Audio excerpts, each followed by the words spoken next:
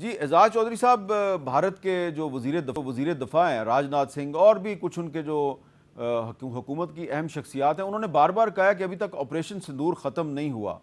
तो जैसा कि जनरल जायद महमूद साहब कह रहे हैं कि जो इसराइल की और भारत की कोलैबोरेशन है, गठजोड़ है, वो बरकरार है और पाकिस्तान के खिलाफ उनकी साजिशें भी बरकरार रहेंगी। तो आपको लग रहा है कि इसराइल का और भारत का जो गठजोड़ है पाकिस्तान के खिलाफ वो बदस्तूर हमारे लिए ख़तरा है और हमें होशियार रहना चाहिए? देखें, इसराइल और भारत के गठजोड़ के दो पहलू हैं। एक पहलू वो है जो कश्मीर के अंदर हो रहा है। मेरे ख्याल में वज़ीर आज़म मोदी ने जो इसराइल की किताब थी फ़लस्तीन के अंदर, उसके काफ़ी वर्के फाड़ के इस्तेमाल करने की कोशिश की है। पहला तो काम वो ये कर रहे हैं कि वहाँ पे वही डेमोग्राफिक चेंजेस लाने की कोशिश कर रहे हैं। आपको पता ही है उसका कि आर्टिकल 370 ख़त्म करने के बाद उन्होंने वहाँ पे डोमिसाइल चेंजेस किए हैं, वो जो इलेक्टोरल कॉन्स्टिट्यूएंसीज की जो चेंजेस की हैं। तो ये हो सकता है कि चंद सालों बाद या शायद एक दहाई बाद वहाँ पे कंपोजिशन ही शायद बदल जाए, और इसके लिए सारे के सारे कश्मीरी, वो भी जो भारत नवाज कश्मीरी थे, पीडीपी और नेशनल कॉन्फ्रेंस वगैरह, वो भी अब जो है सर पटा रहे हैं कि ये हमारे साथ क्या हो गया। लेकिन बहरहाल वो उन्होंने बिल्कुल इसराइल वाला काम वहाँ पे किया और यकीनन इसराइल के मशवरे उनको मिल गए।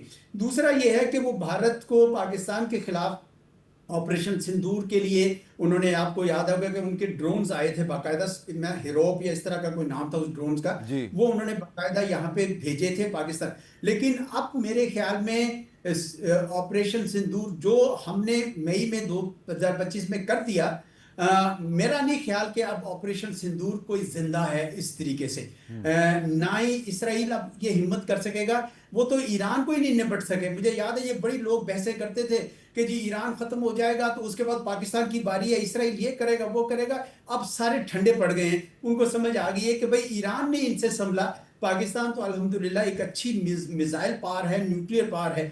तो मैं नहीं समझता कि अब ऑपरेशन सिंदूर जो है मोदी साहब इस बदले हुए हालात में सोच भी सकते हैं। अब वो सिर्फ हाइब्रिड वॉर करेंगे और शरारत वाली जंग करेंगे, जिसका मतलब ये है कि वो बीएलए के जरिए आएंगे, वो टीटीपी के जरिए आएंगे, वो बिल्कुल जारी रहेगा। उसमें भी उनको एक सेटबैक हुआ है ईरान के रास्ते। ये एक हकीकत है कि कुलभूषण यादव वहां से आया था और बीएलए की वहां पे जगह भी थी, और हमने जिस तरह जनरल साहब ने कहा एक बार अटैक भी किया। लेकिन मेरे ख्याल में वो हकीकत भी, अब भारत जो है उनकी सरजमीन इस्तेमाल कर रहा था, और भारत उनका कोई उस तरह का सिविलाइजेशनल पार्टनर नहीं है, बल्कि वो पाकिस्तान दुश्मनी में उनको भी खराब कर रहा था। और सबसे बड़ी बात यह कि भारत जो इसराइल का जो नेक्सस है उसी के थ्रू वहां पे भी शायद ड्रोन्स आए थे, कुछ कहा जाता है इस किस्म का, मेरे पास सबूत तो नहीं है, लेकिन ये ज़बान ज़दे आम है।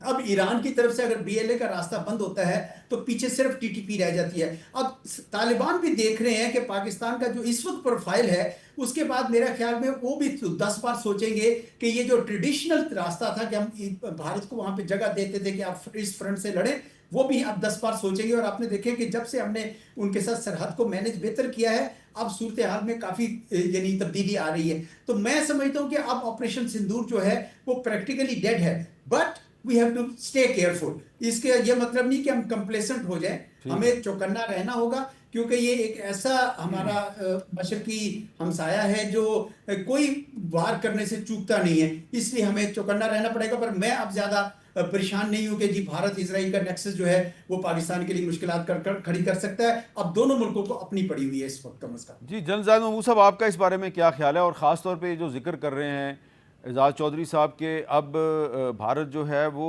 अफ़गानिस्तान के रास्ते से गड़बड़ कर सकता है, क्योंकि ईरान से जो गड़बड़ का रास्ता है वो तो बंद हो गया है।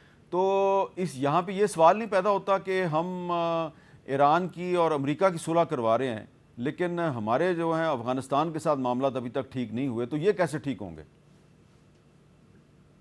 इसमें मैं थोड़ा सा एक पर्सपेक्टिव अपना दे दूं जी, और जो चीज़ें ऑन ग्राउंड भी हो रही हैं, ये जो ईरान से थ्रेट जनरेट हो रही थी बीएलए वगैरह की, जी।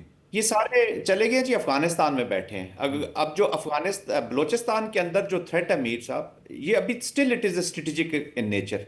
केपीके में टैक्टिकल है, कोई मसला नहीं। अभी तश्कीलें जो बलोचिस्तान में भी इस वक्त आ रही हैं, अगर दो उसमें सो कॉल्ड बीएलए के टेररिस्ट हैं, अगर 10 लड़के आ रहे हैं तो 6 से 7 टीटीपी टीटीए और वो आ रहे हैं जी, कोलैबोरेशन वहां पे हो रहा है। तो और बलूचिस्तान में उनके फुटप्रिंट्स पाए गए हैं। जितने भी मेजर इंसिडेंट हो रहे हैं उसमें टीटीए, टीटीपी और भी प्रेस्क्राइब्ड ऑर्गेनाइजेशंस और बीएलए का बड़ा एक लिमिटेड नंबर उसमें शामिल होता है। तो ये ईरान से तो ख़त्म हो गया, लेकिन थ्रेट अभी जनरेट हो रही है क्योंकि वो फ्रीडम ऑफ एक्शन है, लॉजिस्टिक्स है, बहुत सारी हैं। फिर 85 बिलियन, $86 बिलियन का बजट तो इंडिया का सामने अनाउंस्ड है। On ground it is around 106 billion जा रहा है जी। तो ये बाकी पैसा आपको फिर पता होना चाहिए कि कहाँ पे यूज होने वाला है और किधर से होने वाला है। तो ये उधर से ट्रांसेंड करेंगे। और फिर ईरान के साथ जो पाकिस्तान के अभी ताल्लुकात बेहतर हो रहे हैं, तो मैं ये समझता हूँ कि ये इनको बिल्कुल सूट नहीं करेंगे जी। ये कोई ना कोई इंसिडेंट्स जिंदुल्ला की फॉर्म में हमारे बॉर्डर पे ईरान के अंदर इंकर्जन्स, फॉल्स फ्लैग के तो ये माहिर है ना जी, मास्टर है। तो जी, और माइंड जो है Israeli mind is very smart, तो वो कहीं ना कहीं इनको सपोर्ट जारी रहेगा। जो आप इस संदूर 2.0 की बात है, वो तो अभी उन्होंने कन्वर्ट कर दिया जी इनटू दिस टेररिज्म वाला जो एक्ट है। तो मेरे ख्याल में ये बैठने वाले नहीं है। क्यों? अच्छा, दूसरा बात ये होगी कि पाकिस्तान के साथ अब फ्रिक्शन जो है वो भारत की इंटरनल डायनेमिक्स की कंपल्शन बन गई है जी। अब वो आपने अगर कांग्रेस की भी आपने स्पीचेस सुनी हो, जब वो मोदी साहब पे क्रिटिक कर रहे थे जहाज गिरने की स्टेटमेंट के बारे में, तो जो पाकिस्तान के खिलाफ उनकी एप्लीकेशन थी उसको किसी ने क्रिटिक नहीं किया। उसको कहा जी किया तो आपने लॉजिकल एंड तक क्यों नहीं पहुंचाया। तो ये जो स्ट्रेटेजिक थॉट कह लें उनका, या जो स्ट्रेटेजिक कंस्ट्रक्ट ऑफ भारत है, वो पाकिस्तान की हेट और फ्रिक्शन कुछ अरसा मैं देख रहा हूं कि चलती रहेगी। वो चेंज नहीं होने वाला, क्योंकि उनको जरूरत है इलेक्शंस में, पॉलिटिक्स में, मीडिया गिमिक्स में एक वो थ्रेट बनाते रहते हैं, पूरी दुनिया में रोते रहते हैं जी टेररिज्म हमारा हो रहा है, और उसी को कैसे बुलाए बना के पाकिस्तान के खिलाफ इसी को लीड इंस्ट्रूमेंट के तौर पे कर रहे हैं। पाकिस्तान को बड़ी सीरियस कंपेन्स करनी होंगी इंटरनेशनल लेवल पे। दिस इज द टाइम, आपकी स्टोरी दुनिया सुन रही है, your narrative is being sold, आपका सही और जेन्युइन नैरेटिव है।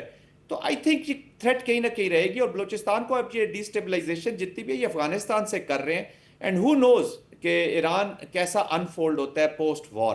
अल्लाह करेगा। पाकिस्तान और ईरान ने जिस तरीके से पाकिस्तान ने स्ट्रेटेजिकली अपने आप को ईरान के साथ while keeping themselves relevant for Middle East and Saudi Arabia, I think बड़ा अच्छा प्ले किया। लेकिन अब इंपॉर्टेंट चीज़ है कि हम इसको लेकर आगे कैसे जाएंगे, इसको ट्रांसफॉर्म कैसे करेंगे। दैट्स वाई पाकिस्तान वांट कि ये ब्रिज करे बिटवीन सऊदी अरेबिया और ईरान वाली ये चीज़ें बेहतर हो जाए, तो फिर तो बेहतर हो सकती हैं। बलोचिस्तान को हम एड्रेस कर सकते हैं।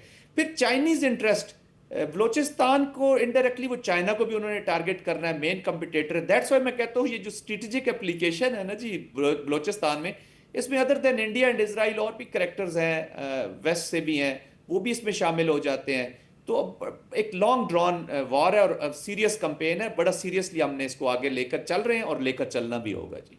जनरल साहब, आप बड़े मोहतात हैं। आपने बलूचिस्तान में जो किरदार हैं उनमें इशारतन बात की है, और एक जो रीजन के किरदार हैं उनका जिक्र नहीं किया। बड़ा अच्छा किया आपने, जिक्र नहीं किया, मैं भी नहीं करता।